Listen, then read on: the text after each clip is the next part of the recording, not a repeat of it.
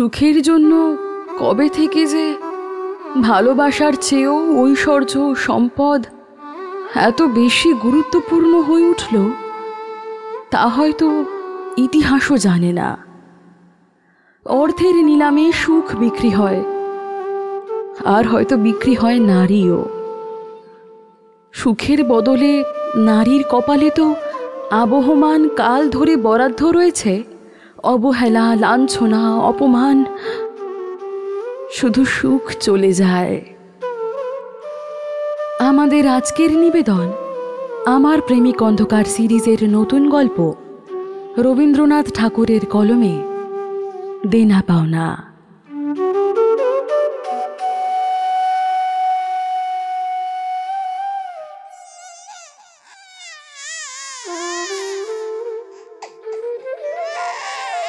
পাঁচ ছেলের পর যখন প্রথম কন্যা সন্তানের জন্ম হলো, তখন বাবা মা অনেক আদর করে তার নাম রাখল নিরুপমা। এই গোষ্ঠীতে এমন শৌখিন নাম এর আগে কখনো শোনা যায়নি। তখন প্রায় ঠাকুর দেবতার নামই বেশি চলত, যেমন গণেশ, কার্তিক, পার্বতী, এই রকম। এখন নিরুপমার বিয়ের জন্য দেখাশোনা চলছে।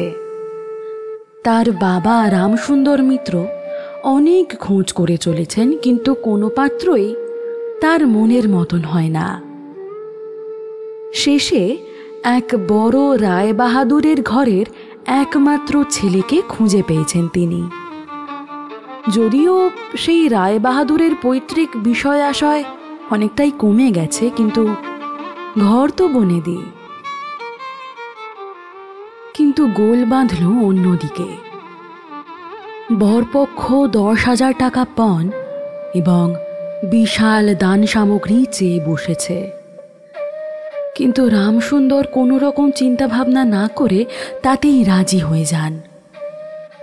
এমন পাত্র কোনো মতে হাতছাড়া করা যায় নাকি? কিন্তু এত টাকা জোগাড় হবে কিভাবে? বন্ধক দিয়ে বিক্রি করে অনেক রকম চেষ্টা করার পরেও দেখা গেল 6-7 টাকা বাকি থেকে গেছে। এদিকে একটা একটা করে দিন পার হয়ে যাচ্ছে, আর বিয়ের দিন এগিয়ে আসছে ক্রমশ।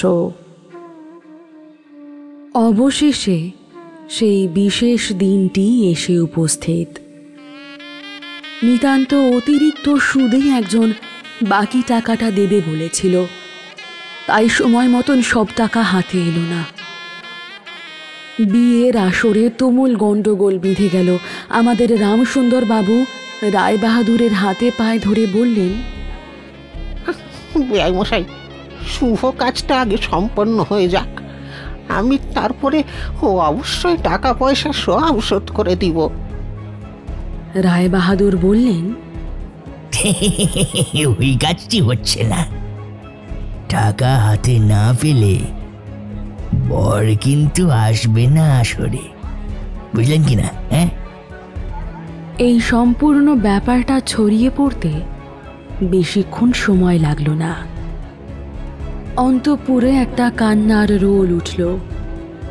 এহেন গুরুতর বিপদের যে মূল, সে চেলি পরে, গয়না পরে, কপালে চন্দন দিয়ে চুপ করে বসে আছে।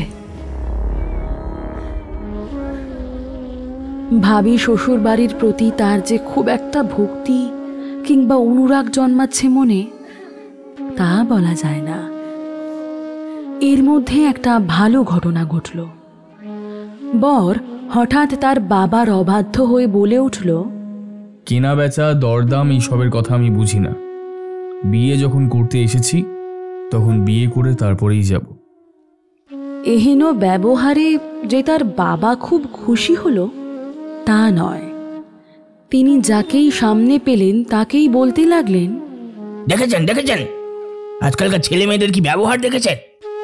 দুই একজন প্রবীণ লোক যারা উপস্থিত ছিলেন তারা বললেন, শাস্ত্র শিক্ষা বা নীতি শিক্ষা কোনোটাই দেখছি একেবারেই নেই। ছি ছি ছি ছি ছি ছি। অগত্যা নবীন প্রজন্মের শিক্ষা দীক্ষার কুপ্রভাব নিজের সন্তানের মধ্যে দেখে রায়বাহাদুর ভীষণ হতোদ্যম হয়ে বসে রইলেন। কিন্তু স্বয়ং বরের এহেন উদ্যোগে বিয়েটা এক প্রকার বিষণ্ণভাবে হলেও সম্পন্ন হল।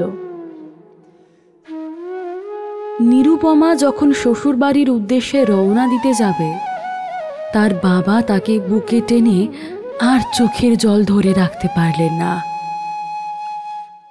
নীরু জিজ্ঞেস করল, বাবা বাবা, ওনারা কি আমাকে আর আসতে দেবে না? ও বাবা বাবা, আমি থাকবো কি করে? রামসুন্দর বললেন, কেন আসতে দেবে না মা? আমি আমি তোমাকে নিয়ে আসবো। আরে না মা, আমি নিয়ে আসবো।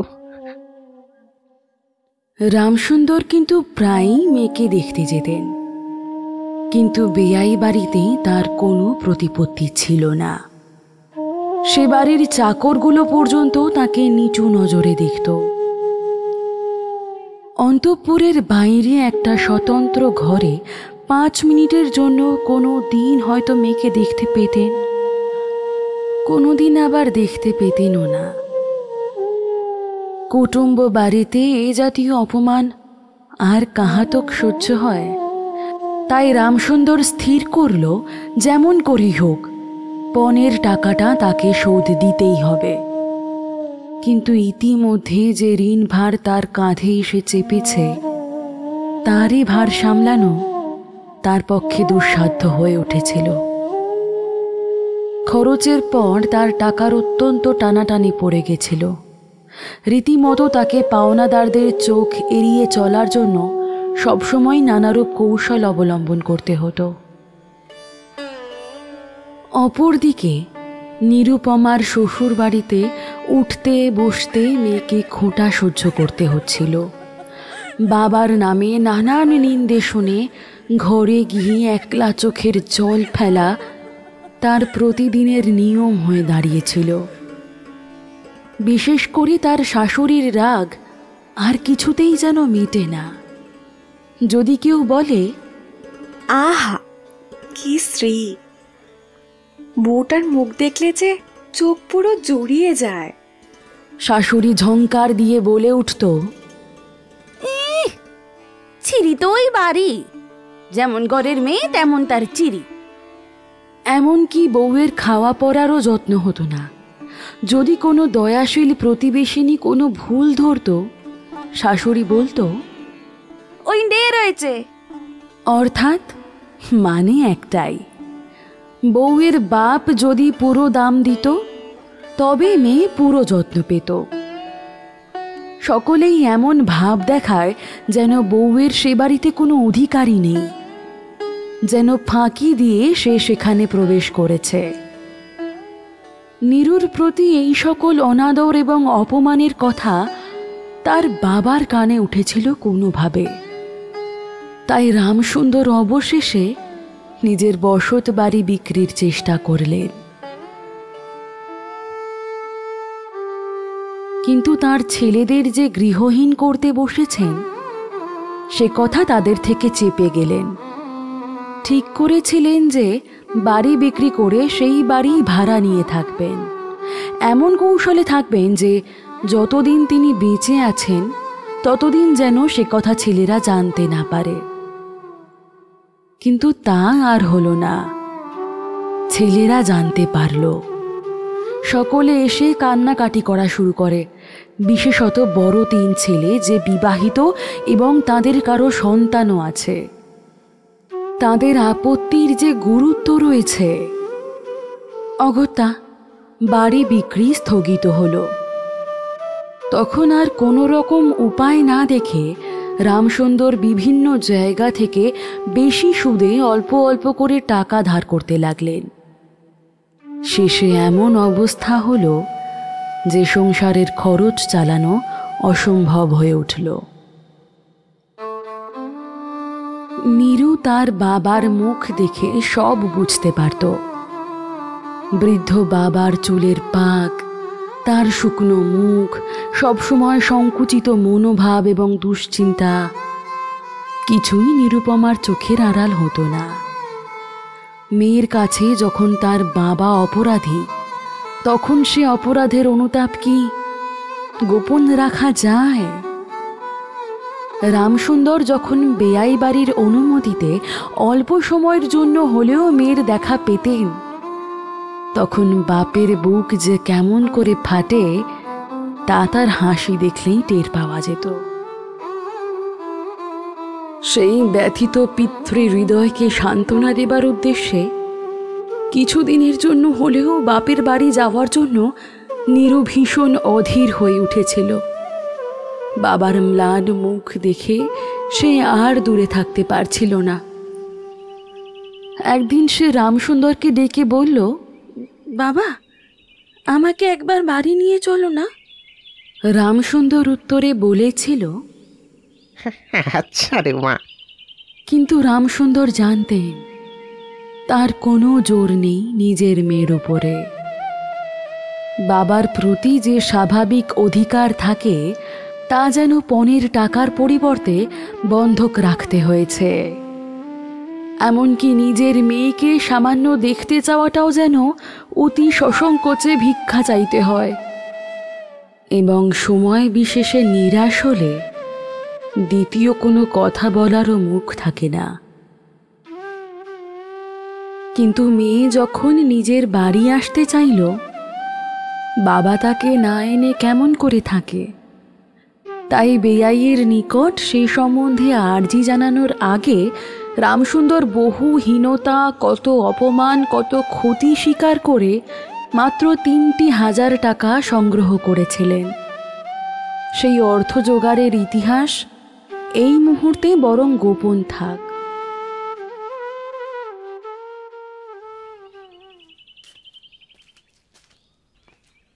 নোট কখানি রুমালে জড়িয়ে চাদরে বেঁধে রামসুন্দর বেয়াইয়ের কাছে গিয়ে বসলেন। প্রথমে হাসি মুখে পাড়ার খবর পারলেন। হরেকৃষ্ণের বাড়িতে একটা মস্ত চুরি হয়ে গিয়েছে, তার আদ্যপান্ত বিবরণ দিলেন। ননীমাধব ও রাধামাধব 2 ভাইয়ের তুলনা করে তাদের বিদ্যা, বুদ্ধি ও স্বভাব সম্বন্ধে রাধামাধবের ভীষণ প্রশংসা এবং ননীমাধবের নিন্দা করলেন। শহরে নাকি একটা নতুন অসুখ ছড়াচ্ছে, সেই সম্বন্ধে অনেক আজগুবি আলোচনাও করলেন, এবং অবশেষে হুঁকো নামিয়ে রেখে কথায় কথায় আসল কথাটা পারলেন। হ্যাঁ বেয়াই, সেই টাকাটা বাকি আছে বটে। রোজই মনে করে যাচ্ছি যে হাতে করে কিছু একটা নিয়ে যাই, কিন্তু সময়কালে যে মনে থাকে না। আর ভাই, বুড়ো হয়ে পড়েছি যে। এমন এক দীর্ঘ ভূমিকা করে পঞ্জরের 3খানি অস্থির মতো সেই 3খানা নোট যেন অতি সহজে, অতি অবহেলে বার করে বেয়ানকে দিলেন। সবেমাত্র 3,000 টাকার নোট দেখে রায়বাহাদুর অট্ট হাসিতে ফেটে পড়লেন। বললেন, বেয়াই বেয়াই বেয়াই থাক থাক বেয়াই থাক, ওতে আমার কাজ নেই। ছুঁচো মেরে হাত গন্ধ আমি করতে চাই না। এই ঘটনার পরে মেয়েকে বাড়ি আনবার প্রস্তাব যে আর কারো মুখে আসে না। রামসুন্দর কেবল ভাবলেন, সে সকল কুটুম্বিতার সংকোচ আমাকে আর শোভা পায় না। মর্মাহত হয়ে অনেকক্ষণ চুপ করে বসে থেকে অবশেষে মৃদু স্বরে কথাটা তবু পারলেন। রায়বাহাদুর কোনো কারণ মাত্র উল্লেখ না করেই বললেন, সে এখন আর হচ্ছে না। এই বলে কাজের দোহাই দিয়ে চলে গেলেন। রামসুন্দর অনুভব করলেন তার মেয়ের কাছে দেখানোর মতো মুখ আর নেই। কাঁপা হাতে কয়েকখানি নোট চাদরের প্রান্তে বেঁধে বাড়ি ফিরে গেলেন, আর মনে মনে প্রতিজ্ঞা করলেন যতদিন না সমস্ত টাকা তিনি শোধ করতে পারছেন, সমস্ত টাকা দিয়ে অসংকোচে নিজের মেয়ের উপরে দাবি করতে পারবেন, ততদিন আর বেয়াই বাড়ি তিনি যাবেন না।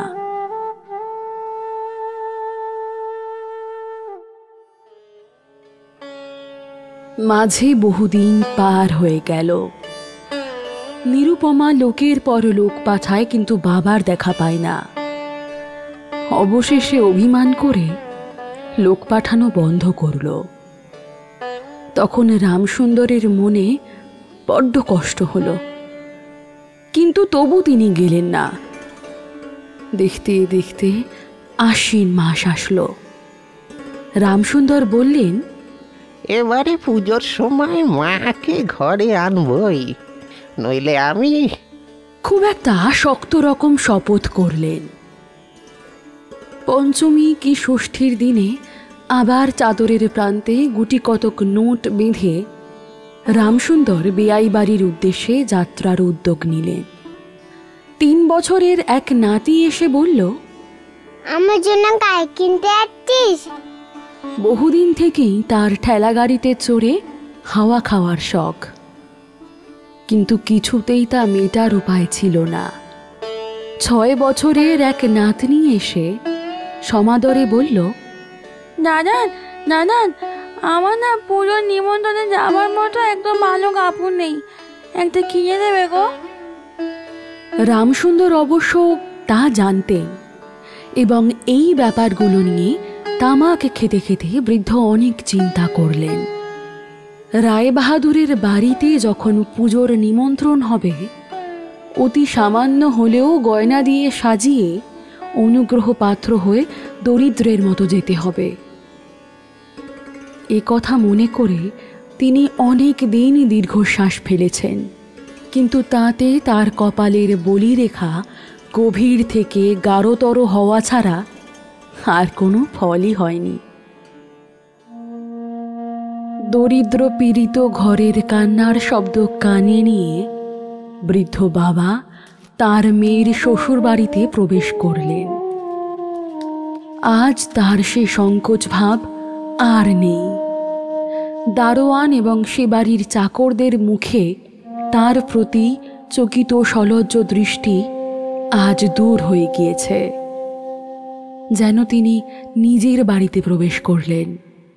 শুনলেন রায়বাহাদুর ঘরে নেই, কিছুক্ষণ অপেক্ষা করতে হবে। মনের উচ্ছ্বাস সংবরণ করতে না পেরে রামসুন্দর তার মেয়ের সাথে দেখা করতে চাইলেন। আনন্দে 2 চোখ জলে ভরে উঠল। বাবাও কাঁদে, মেয়েও কাঁদে। দুজনের কেউ আর কথা বলতে পারে না। এমন করে কিছুক্ষণ গেল। তারপরে রামসুন্দর বললেন, এবারে তোকে নিয়ে যাচ্ছি রে মা, আর কোনো অসুবিধে হবে না। এমন সময় রামসুন্দরের বড় ছেলে হরমোহন তার 2 ছোট ছেলের সঙ্গে হঠাৎ সে ঘরে এলেন। তারা তাদের বাবাকে উদ্দেশ্য করে বললেন, বাবা, আমাদের তাহলে এবার পথে বসালে, তাই তো? রামসুন্দর হঠাৎ প্রচণ্ড রেগে গেলেন, বললেন, তোদের জন্য কি আমি নরকে যাব? আমাকে তোরা আমার দায়িত্ব পালন করতে দিবি না? রামসুন্দর আসলে বাড়ি বিক্রি করে টাকা জোগাড় করেছিলেন। ছেলেরা যাতে কিছু জানতে না পারে তার জন্য অনেক ব্যবস্থা করেছিলেন, কিন্তু তবু শেষ রক্ষা হল না। ছেলেদের প্রতি হঠাৎ অত্যন্ত রেগেও গেলেন। তার নাতি তার 2 হাঁটু সবলে জড়িয়ে ধরে মুখ তুলে বলল, দাদান, আমাকে একটা গাই কিনে দেবে না? রামসুন্দর কি বলবেন বুঝতে না পেরে চুপ থাকলেন। কোনো রকম উত্তর সে দাদুর থেকে না পেয়ে নীরুর কাছে গিয়ে বলল, মা, আমাকে একটা গাই কিনে দেবে? নিরুপমার সমস্ত ব্যাপার বুঝতে অসুবিধা হলো না। সে বলল, বাবা, তোমায় ছুঁয়ে বলছি, তুমি যদি আর 1 পয়সাও আমার শ্বশুরকে দাও, তাহলে তোমার মেয়ের মরা মুখ দেখবে। ছি রে মা, অমন কথা বলতে নেই। আর এই টাকাটা যদি আমি না দিতে পারি, তাহলে তো তোর বাপের অপমান, তা তো তোরও অপমান রে মা। টাকা যদি দাও তবেই তা অপমান বাবা। তোমার মেয়ের কি কোনো মর্যাদা নেই? আমি কি কেবল একটা টাকার থলি? যতক্ষণ টাকা আছে ততক্ষণই আমার দাম। না বাবা, এই টাকাটা দিয়ে তুমি আমাকে অপমান করো না। তাছাড়া আমার স্বামী তো এ টাকা চান না। তাহলে তোমাকে যে যেতে দেবে না মা। যদি না দেয় তো কি করবে বলো? তুমিও আর নিয়ে যেতে চেও না। রামসুন্দর কাঁপা হাতে নোট বাঁধা চাদরটি কাঁধে তুলে আবার চোরের মতো সকলের চোখ এড়িয়ে বাড়ি ফিরে গেলেন। কিন্তু রামসুন্দর এই যে টাকাটা এনেছিলেন এবং নীরুর নিষেধে সে টাকা না দিয়েই চলে গিয়েছেন, সে কথা গোপন থাকল না। কোনো কৌতূহলী পরিচারিকা আড়ি পেতে সবটা শুনে নীরুর শাশুড়িকে এই খবর দিয়ে দিয়েছে। সব শুনে তার আর আক্রোশের সীমা নেই। নিরুপমার পক্ষে শ্বশুরবাড়ি সরসজ্জা হয়ে উঠল। এদিকে তার স্বামী বিয়ের কিছুদিন পরেই ডেপুটি ম্যাজিস্ট্রেট হয়ে দেশের বাইরে চলে গিয়েছেন। অপরদিকে সংসর্গ দোষে নিজ শিক্ষা যদি নিরুপমার বৃদ্ধি পায়, তবে বাপের বাড়ির আত্মীয়দের সহিত নীরুর দেখা সাক্ষাৎ সম্পূর্ণ বন্ধ করে দেওয়া হয়েছে।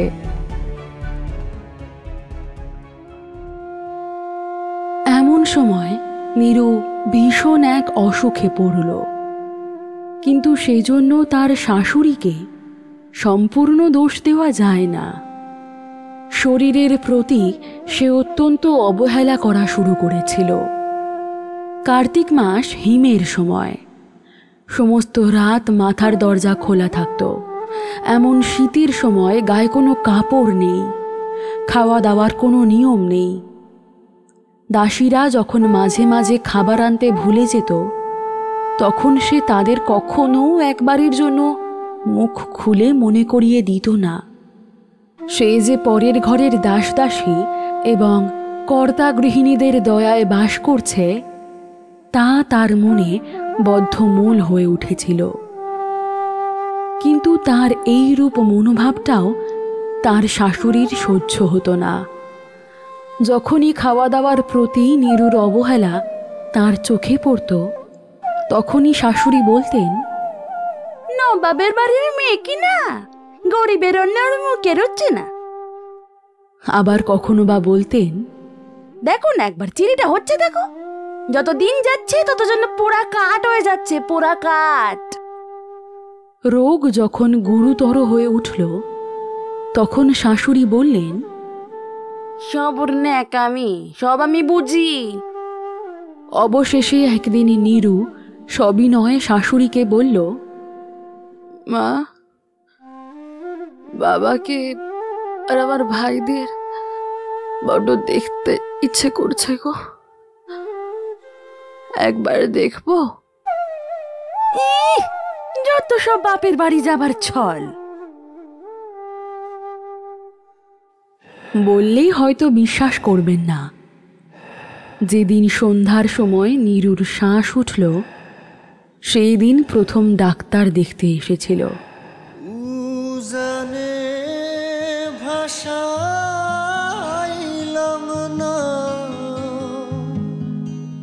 আর সেই ডাক্তারের শেষ দেখা।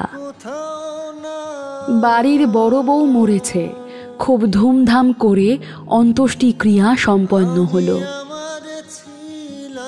প্রতিমা বিসর্জনের মতন সমারোহে জেলার মধ্যে রায়চৌধুরীদের যেমন লোকবিখ্যাত প্রতিপত্তি আছে, বড় বউয়ের সৎকার সম্বন্ধেও রায়বাহাদুরদের তেমনি একটা খ্যাতি রটে গেল। এমন চন্দন কাষ্ঠের চিতা সে মুলুকে কেউ কখনো দেখেনি। এমন ঘটা করে শ্রাদ্ধ কেবল রায়বাহাদুরদের বাড়িতেই সম্ভব, এবং শোনা যায় এতে নাকি তাদের কিছুটা ঋণ হয়েছিল। রামসুন্দরকে সান্ত্বনা দেওয়ার সময় তার মেয়ের যে কিরূপ মহাসমারোহে মৃত্যু ঘটেছে সকলেই তার বিস্তারিত বর্ণনা করল। এদিকে ডেপুটি ম্যাজিস্ট্রেটের চিঠি আসলো। আমি এখানে সমস্ত বন্দোবস্ত করে ফেলেছি, অবিলম্বে আমার স্ত্রীকে এখানে পাঠানো হোক। রায় বাহাদুরের স্ত্রী উত্তরে লিখে পাঠালেন, বাবা, তোমার জন্য একটা নতুন মেয়ের সম্বন্ধ করেছি, তাই একটু ছুটি নিয়ে এখানে আসতে হবে। একেবারে 20,000 টাকা পর এবং হাতে হাতে একেবারে যত দুঃখ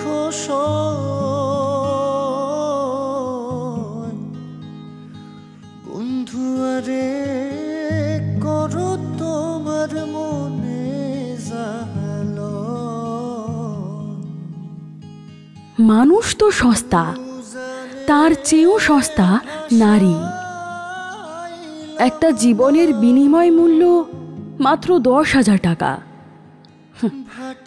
সময় বদলায়, যুগ বদলায়, শুধু নারী জীবন আর নারী শরীরের মূল্যের হার নিম্নমুখী হয়ে যায় চক্রবৃদ্ধি হারে। তা কেমন লাগলো আমাদের আজকের গল্প জানান কমেন্ট বক্সে। ভালো লাগলে বেশি বেশি করে লাইক করবেন। আজকের মতো শুভরাত্রি। ইতি মৌপিয়া।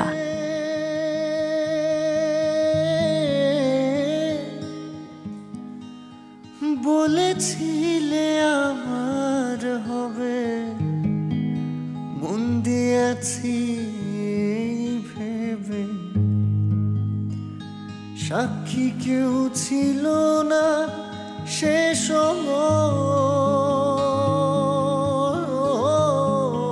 বন্ধুরে, সাক্ষী শুধু চন্দ্র তারা,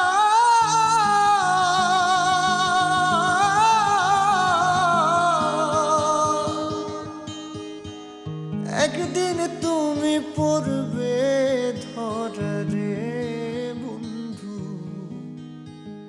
ত্রিভুবনের বিচারে যেদিন হয়।